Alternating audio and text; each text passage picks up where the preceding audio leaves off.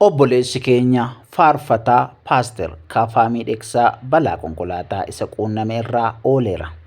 Waaqayyoof haa galatu. Egaa nama mudata. Tajaajilaa faarfataa Paaster Kaafaan nama nuti jaallannuu fi keessumatti immoo nama nuti faarfannaa isaatiin jajjabaannee har'a geenyedha. Nama baay'ee faarfannaa keessatti ashaaraa guddaa qabudha. Keessumatti faarfannaa afaan Amaariffaa fi afaan Oromootiin yeroo inni faarfatu baay'ee nama eebbisa. Afaan Amaariffaatiin faarfannaan inni ittiin beekamu Hulluu Yismaa kan jedhuuni baay'ee beekama jechuudha. Akkasumas immoo And Wadaaj jechuun kan beekamu Kaafaan faarfataa baay'ee jaallatamaa fi baay'ee namoota biratti naamusa gaariin beekamudha. Akkasumas immoo afaan Oromootiin faarfannaa babbareedoo baay'ee hiixadhee hin qaqqabne kan jedhu faarfannaa baay'ee miidhagaa fi faarfannoota hedduu hojjeteera jechuudha. Egaa obboleessi kun yeroo kana immoo paasteriidha. Paasterummaadhaan waldaa mataasaa hundeessee naannoo Booleetti Boolee Bulbulaa kan jedhamutti tajaajila jechuudha. Egaa guyyaa har'aa balaa konkolaataa isa quunname irraa Waaqayyo isa oolchee akka inni guyyaa isaa dabalatee tajaajiluuf Waaqayyo ayyaana isaaf baay'iseera jechuudha. Kun gammachuu guddaadha. Baga gammaddan. Egaa Waaqayyo sinaa eebbisuu ammallee Waaqayyo tajaajila isaa bara isaa dabalee akka isa eebbisuuf kadhannaan bira dhaabbadhaa eebbisaa isiniin jenna. Kafaa Waaqayyo baraaf jireenya kee eebbisuu baga Waaqayyo si oolchee baga Waaqayyo du'a kanarraa si hambisee ittiin jenna. Waaqayyo ammayyuu galataa fudhatu. Kun egaa gonfoodha. Gonfoo miidiyaa.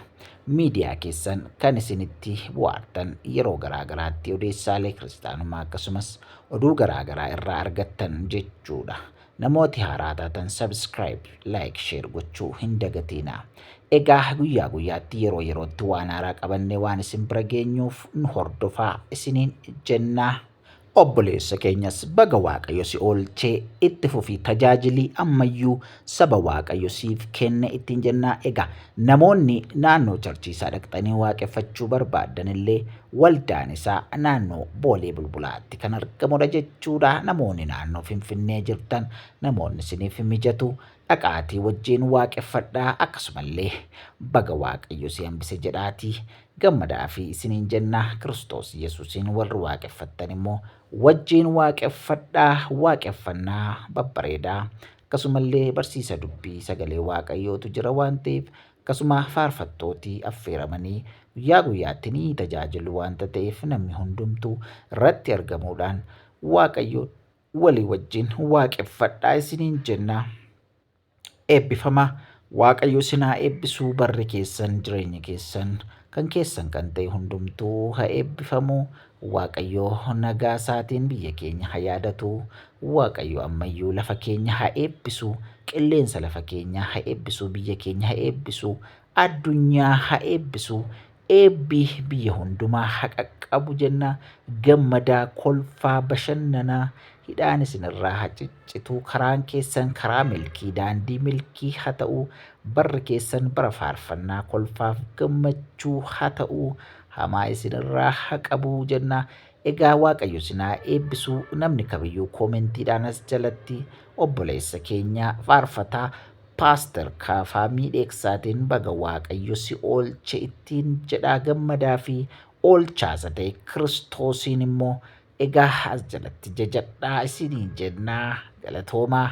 Waaqayyo baraaf jireenya keessan haa eebbisu. Egaa ammayyuu subscribe kan hin goone maatii kan hin taane subscribe godhaatii maatii ta'aa.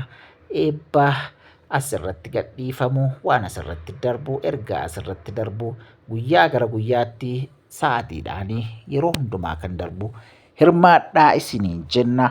Eebbifamaa. Waaqayyo umurii keessan haa eebbisu. Galatoomaa. Eebbifamaa.